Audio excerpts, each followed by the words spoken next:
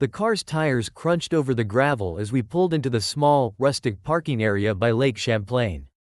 I could feel the weight of the city slipping away with each mile we drove, and now, finally, we were here. Just James and me, ready for a weekend of escape and relaxation. James turned off the engine and let out a contented sigh. "This is perfect," he said, his eyes scanning the tranquil landscape that stretched before us. I looked out and felt a wave of serenity wash over me.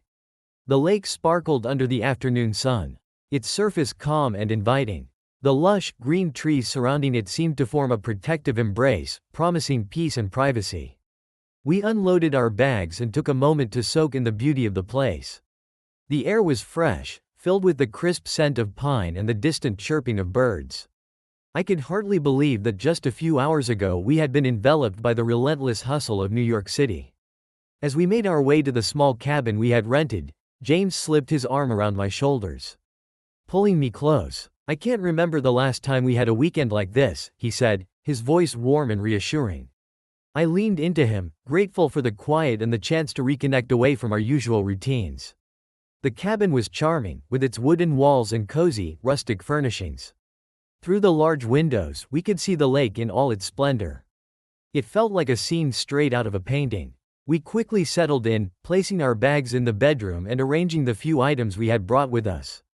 After unpacking, we stepped out onto the cabin's porch, where a couple of wicker chairs faced the lake. James sat down and patted the seat next to him. "Why don't we sit and just take it all in for a while?" he suggested. I nodded and took my place beside him. We sat in comfortable silence, watching the sunlight dance across the water. It was a rare moment of calm, and I could feel my worries from the past few weeks melting away. James reached over and took my hand, his touch warm and familiar.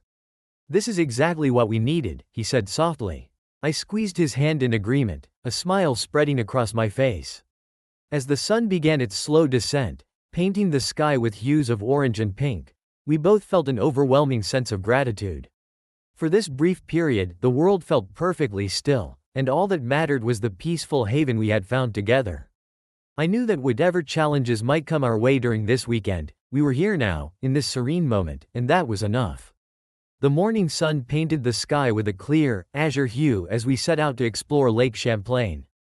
The crisp air was invigorating, and the peaceful silence of the early hours was a perfect complement to our serene escape from New York City. James and I decided to make our way to a local boat rental shop that we'd heard was well regarded for its laid-back charm and excellent service. The shop was a modest wooden building with a welcoming porch. As we approached, we could see the shimmering lake through a break in the trees. The water sparkling like a field of diamonds in the sunlight. The smell of fresh pine mixed with the scent of the lake created an aromatic reminder of nature's simplicity.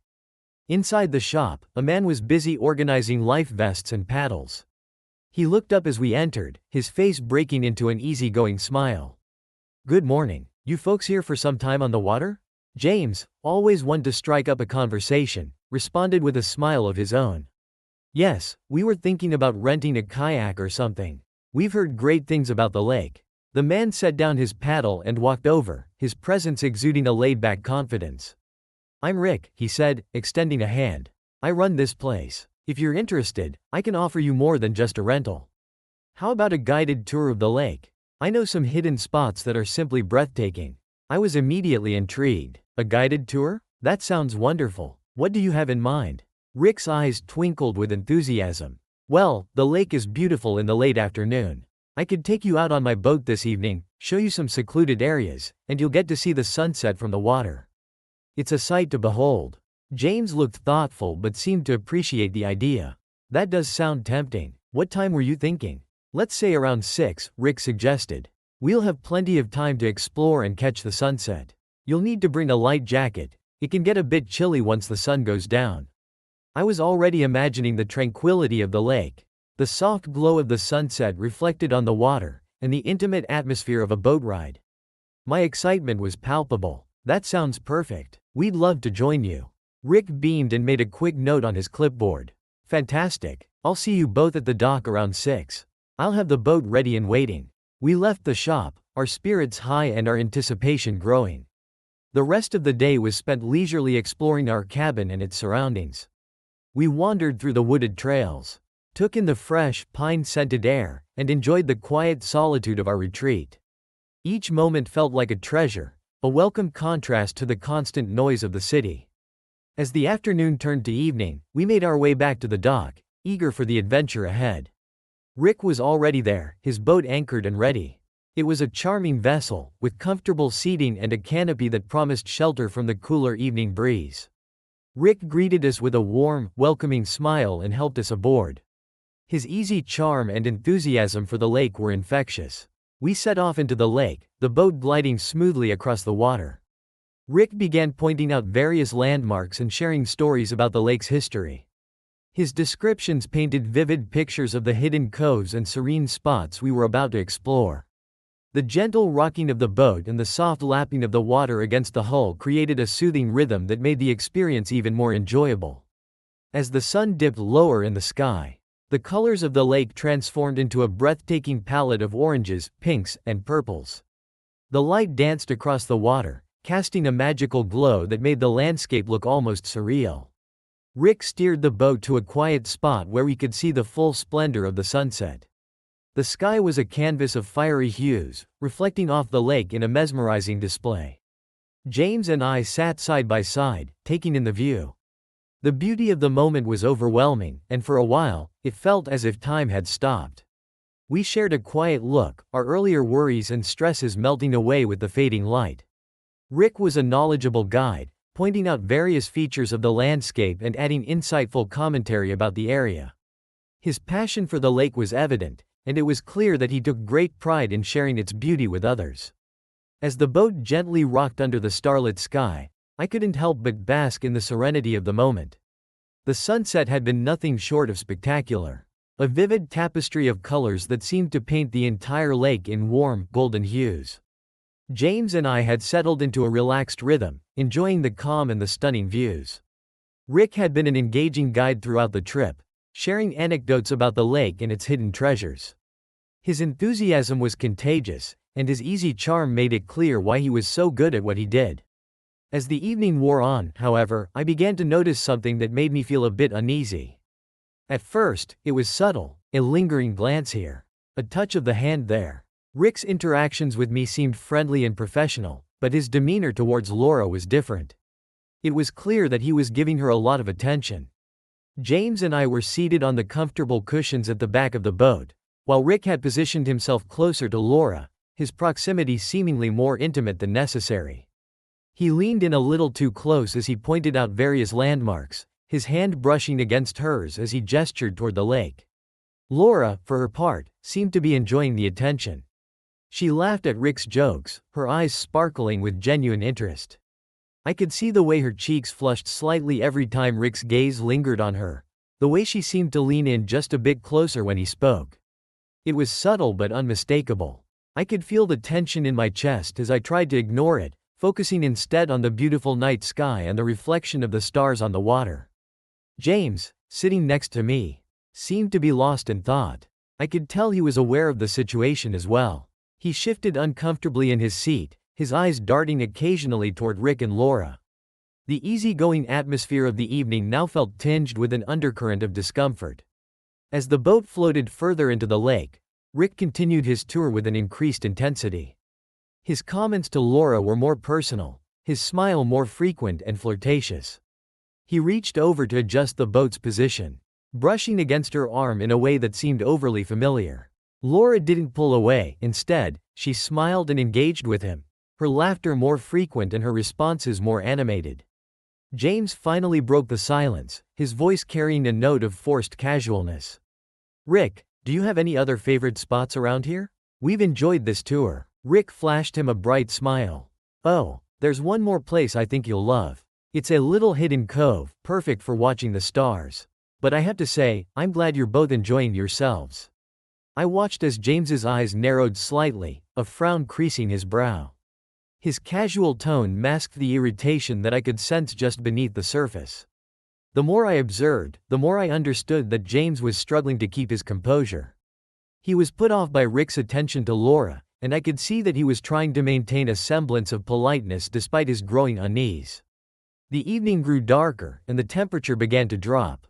Rick adjusted the boat's direction towards the cove he had mentioned, and as we moved, the gentle rocking of the boat made the situation feel even more intimate.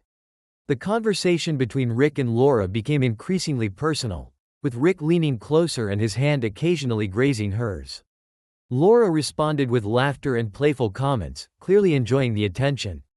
I could feel the weight of James's discomfort next to me. He shifted in his seat, his fingers gripping the edge of the boat a bit tighter.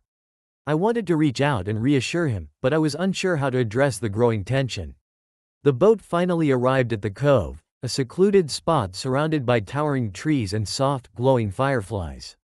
The stars above seemed even more brilliant in this secluded location, and the air was filled with the scent of pine and earth. Rick invited us to step out onto a small wooden platform that jutted out over the water, providing a perfect view of the night sky. As we disembarked, James and I took a moment to absorb the beauty of the scene. Laura and Rick followed, and I could see that Rick's flirtatious behavior had not waned. He positioned himself close to Laura, his arm brushing against hers as they stood side by side, gazing up at the stars. James and I exchanged a glance, both of us feeling the weight of the situation. The tranquility of the lake had been overshadowed by the discomfort of seeing someone we trusted in such a compromising position. The evening had taken an unexpected turn, and I knew that it was only a matter of time before we would have to confront the issue that was now casting a shadow over our peaceful retreat. The next day dawned clear and bright, a perfect continuation of the serene weekend we had hoped for. The morning sun filtered through the trees, casting dappled shadows on the cabin's porch as James and I enjoyed a quiet breakfast. The events of the previous evening still weighed on my mind, but I tried to push them aside and focus on the beauty surrounding us. After breakfast, we decided to take a stroll around the cabin and explore a nearby nature trail. The fresh air and the sound of rustling leaves were soothing, and I hoped they would help clear my mind. As we returned to the cabin, we saw Rick walking along the shore, his easy stride and friendly demeanor unmistakable. "Good morning, Rick," I called out, waving as we approached. He looked up and greeted us with his usual warm smile. "Morning," he replied cheerfully. "How's the day treating you so far?" "We're just enjoying the fresh air and the peace of the lake," James said, his tone polite but with a hint of formality that I noticed. "What about you?" "Oh, just getting ready for another busy day," Rick said. "It's been a great weekend, though. I'm glad you're enjoying it." An idea popped into my head, and I decided to act on it. "You know, we were thinking of having a little bonfire this evening. If you're free, you should join us. It would be nice to continue the evening's good vibes from last night." Rick's face lit up with genuine pleasure. "That sounds fantastic. I'd love to. What time should I come by?" "How about around 7?" I suggested. "We'll have some drinks and snacks ready, and it'll be a nice way to end the day." Rick nodded enthusiastically. "Perfect. I'll see you then." As Rick walked away, James and I began preparing for the evening's gathering.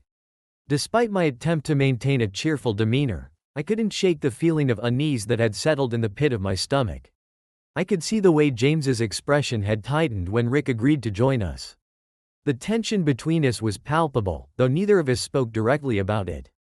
The day passed in a blur of activities, swimming in the lake, reading, and enjoying the beautiful weather. As the afternoon faded into evening, we began setting up for the bonfire. I made sure to include some of James's favorite snacks and drinks, hoping to ease the growing discomfort. By the time Rick arrived, the fire was crackling cheerfully, casting a warm glow on our faces. He was carrying a bottle of wine and a small basket of snacks, which he set down with a grin. "I hope this isn't too much. I just thought it would be nice to contribute." "Not at all," I said with a smile. "It's perfect. Thanks for coming." As the evening progressed, I noticed Rick's continued attentiveness towards me. He made an effort to engage in conversation, his gestures and glances lingering just a bit longer than necessary. It was clear that he enjoyed my company, and while I appreciated his charm, I also felt the weight of James's simmering frustration. James, meanwhile, seemed to be doing his best to mask his feelings. He forced a smile and joined in the conversation, but his body language betrayed his discomfort. He would occasionally glance at Rick and then at me, his eyes narrowing slightly as if trying to decipher the underlying tension. Rick was animated and engaging, sharing stories about his life in Vermont and making everyone laugh with his witty observations. Laura, seated close to him, seemed captivated by his every word. She laughed freely, her eyes sparkling with admiration. It was clear that she was thoroughly enjoying Rick's company. James, seated across from us, watched the interaction with growing agitation. I could see his jaw clenching and his hands gripping the armrests of his chair a bit too tightly. The more Laura and Rick engaged with each other, the more James's irritation became palpable. As the evening wore on, the firelight flickered across our faces, casting shadows that danced and shifted with the flames. The warmth of the fire was comforting, but the underlying tension between James and Rick was impossible to ignore. Every time Rick leaned in to speak with Laura, or when she responded with an especially delighted laugh, James's gaze grew colder. Eventually, James excused himself to get more drinks from the cooler, and I could see the frustration in his movements. I followed him, hoping to bridge the growing gap between us. "Everything okay?" I asked, trying to sound casual but feeling a knot tighten in my stomach. James looked at me, his expression a mix of hurt and anger. "I'm fine. It's just, seeing you so captivated by him, it's not exactly easy." I sighed, feeling a pang of guilt. "It's not what you think. Rick is just being friendly. I didn't expect this to turn into something uncomfortable." James's eyes softened slightly, but the frustration remained. "I know. I don't like the way he looks at you. It's as if he's trying to win you over, and it's making me feel like I'm losing you." I reached out and took his hand, squeezing it gently.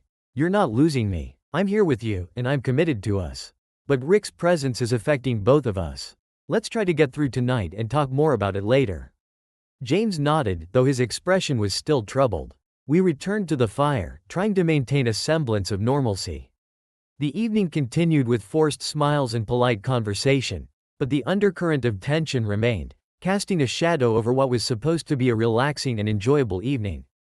As the night drew to a close, and Rick finally bid us farewell, I could sense the relief in James's posture. The evening had been marred by unspoken frustrations and simmering emotions, and I knew that we would need to address the situation head-on if we were to move past it and salvage the rest of our weekend.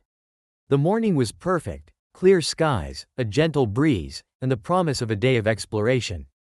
I was hopeful that a bit of fresh air and time away from the cabin would help clear the lingering tension from the previous evening. Laura and I decided to hike one of the trails we'd heard about. The idea was to enjoy the scenery and perhaps shake off some of the awkwardness that had settled between us. As we set off on the trail, the forest enveloped us in its calming embrace. The dappled sunlight filtering through the leaves created a soothing mosaic on the ground, and the quiet hum of nature was a welcome change from the noise of the city. I tried to focus on the positive aspects of our trip, hoping that the beauty of the surroundings would help me relax. Laura, on the other hand, seemed unusually buoyant. She was practically skipping along the trail, her spirits high and her smile constant. It was almost as if she had some secret that was making her exceptionally happy.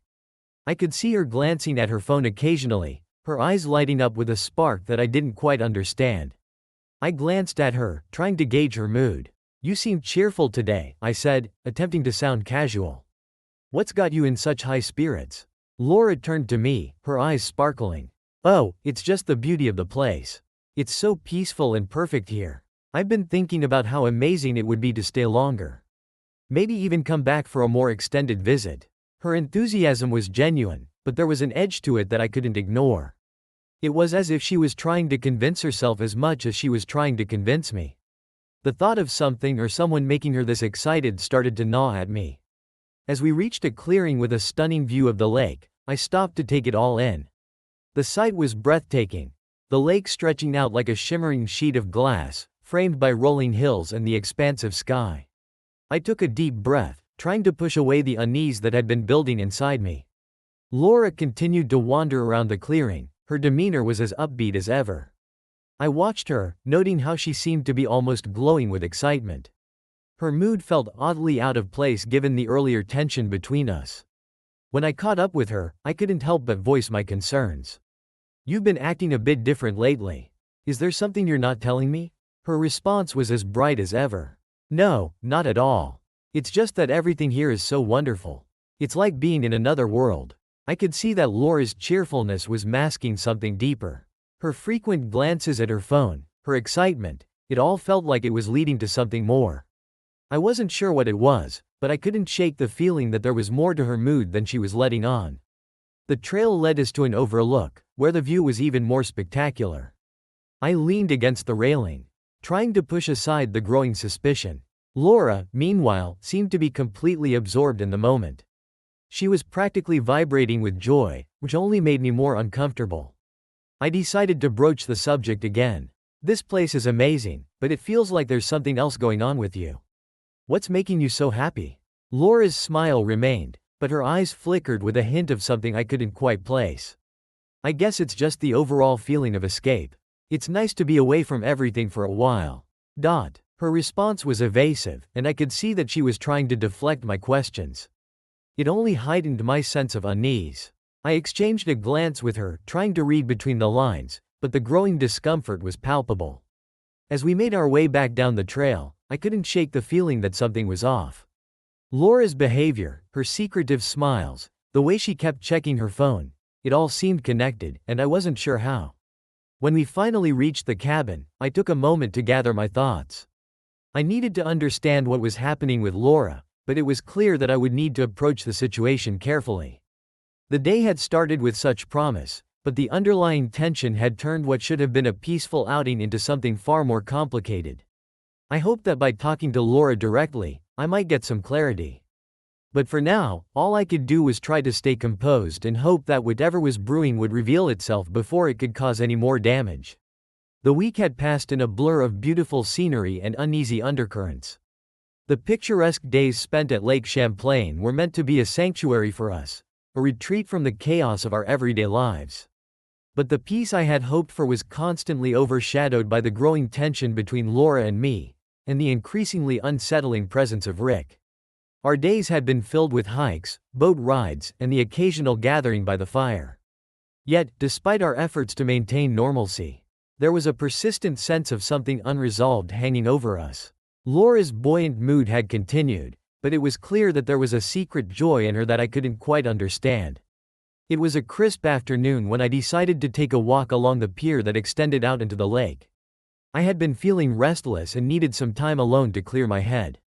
The water was calm, reflecting the soft light of the afternoon sun, and I hoped that a quiet moment by the lake would help me regain some clarity. As I approached the end of the pier, I saw Laura and Rick standing together near the edge. They were close, their body language intimate and relaxed. At first, I thought nothing of it, assuming they were simply enjoying the view. But as I drew nearer, I realized that something was amiss. Laura was laughing at something Rick had said, her eyes sparkling with a warmth that I hadn't seen in a long time. Rick's arm was draped casually around her shoulders, and they stood close together, their faces inches apart. It was a moment of such natural intimacy that it felt almost like an intrusion to witness it. My heart began to pound in my chest as I watched them. I tried to stay hidden behind a nearby set of wooden crates, but the scene before me was impossible to ignore. Rick leaned in, his hand gently cupping Laura's face, and then he pulled her into an embrace. The closeness of their bodies, the way Laura rested her head on Rick's shoulder, it was a scene that struck me with a visceral sense of shock. The world around me seemed to collapse as I stood frozen, unable to process what I was seeing. My mind raced, trying to reconcile the affectionate, seemingly innocent behavior with the reality of what it meant. The lake, the sun, the serenity, it all seemed to blur into insignificance. I felt a wave of betrayal wash over me. Every moment of tension, every uneasy glance, every subtle hint that something was wrong, all of it came crashing down in that instant. The image of Laura and Rick wrapped in each other's arms burned into my mind, leaving me feeling numb and hollow. Unable to bear the sight any longer, I turned and hurried back along the pier. My thoughts were a chaotic jumble as I made my way towards the cabin. My emotions were raw and disoriented, and I struggled to keep my composure. The sense of betrayal was overwhelming, and the realization of Laura's infidelity left me feeling as though my entire world had been turned upside down. When I finally reached the cabin, I was met with an eerie silence. Laura and Rick were not in sight, and I could hear nothing but the distant murmur of the lake. I paced the room, my mind racing with questions and accusations that I wasn't yet ready to voice. The pain and anger were all-consuming. I wanted to confront Laura, to demand answers, but I needed to gather my thoughts first. The perfect vacation I had envisioned was shattered, replaced by a painful reality that I had never anticipated. As I stood there, staring out at the lake, I realized that the idyllic retreat we had hoped for was now marred by a betrayal that would take time and effort to unravel. The tranquil beauty of Lake Champlain had become a stark backdrop. Laura began to search for some form of redemption or understanding, but the answers were elusive. She wrote in a journal, pouring out her feelings in an attempt to make sense of her actions. The pages were filled with apologies, self-reproach, and a desperate wish to turn back time. The nights in the cabin were especially difficult. With no one to talk to and no distractions, the silence became a constant reminder of her solitude. She lay awake, staring at the ceiling, haunted by the echo of our last conversation and the realization that her actions had irrevocably altered her life. Her thoughts were a tangled mess of guilt and sorrow. The romance with Rick, once a beacon of escape, had become a symbol of her mistakes. The isolation she now faced was a direct result of her choices, and she could see that the path she had taken had led her to this lonely place. As the days passed, Laura struggled to find a sense of peace. The cabin, once a retreat, had become a place of reckoning. She spent her time walking by the lake, trying to find solace in the natural beauty, but the peace she sought was elusive. In the quiet moments, Laura began to accept the truth of her situation. The romance with Rick had been a mistake, an indulgence in fleeting emotions that had come at a great cost. She recognized that her actions had not only hurt me but had also led to her profound sense of loneliness and regret. By the time I reached home, the reality of our fractured relationship weighed heavily on me. I hoped that the time Laura spent alone would help her come to terms with her actions, just as I was trying to do. The road ahead for both of us was uncertain, but I knew that the journey toward healing and understanding had only just begun.